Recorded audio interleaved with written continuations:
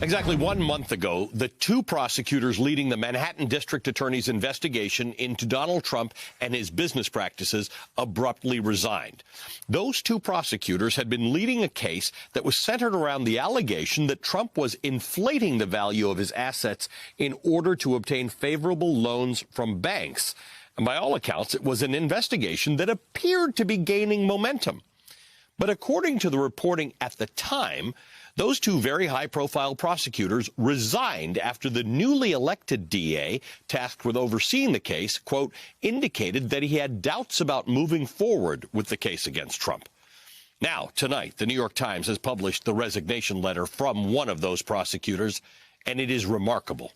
This is the resignation letter of Special Assistant District Attorney Mark Pomerantz, sent to the Manhattan District Attorney Alvin Bragg last month. Quote, as you know from our recent conversations and presentations, I believe that Donald Trump is guilty of numerous felony violations of the penal law in connection with the preparation and use of his annual statements of financial condition.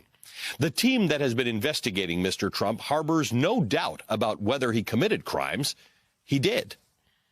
Mr. Pomerantz noted in his letter that the previous district attorney overseeing the case, quote, concluded that the facts warranted prosecution, and he directed the team to present evidence to a grand jury and to seek an indictment of Mr. Trump and other defendants as soon as reasonably possible, end quote.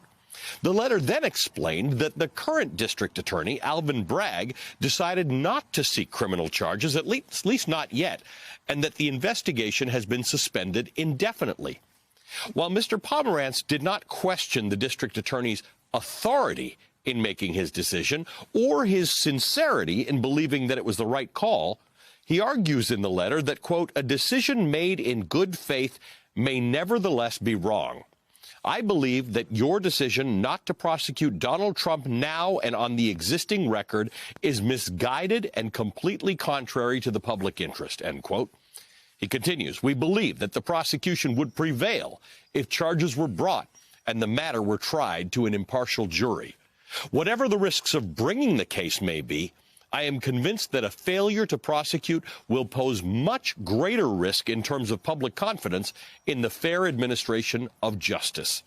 I fear that your decision means that Mr. Trump will not be held fully accountable for his crimes. I have worked too hard as a lawyer and for too long now to become a passive participant in what I believe to be a grave failure of justice. I therefore resign from my position as Special Assistant District Attorney, effective immediately. We should note, the current Manhattan District Attorney, Alvin Bragg, has said that his office continues to conduct this investigation, and because of that, he's barred from commenting on it. President Trump, of course, denies the allegations of fraud. Mr. Pomerantz himself declined to comment about the letter to the New York Times. Joining us now is Barbara McQuade, the former United States Attorney. Barbara, good to see you tonight. You're the person we need to talk to about this. This is quite a remarkable development that this kind of letter would be written. It was probably not written to be leaked to the press. But what do you make of it? It is a remarkable letter, Allie.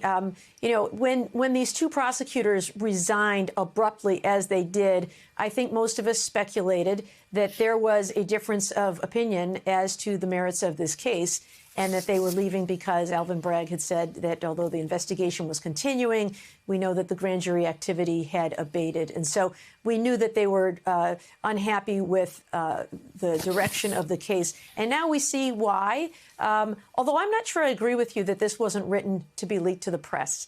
It is in such detail. Certainly Alvin Bragg knew all of the reasons that Mr. Pomerantz was resigning. And so it seems like this one perhaps was written for the press, and maybe it was, I don't know who leaked it to the press, but it seems like someone who leaked it to the press perhaps had an agenda. And so I think that might be an interesting question as to why is this out in the public domain? What is it that Mark Pomerantz is trying to achieve? And it may be to put pressure either on Alvin Bragg or some other entity to pursue this case.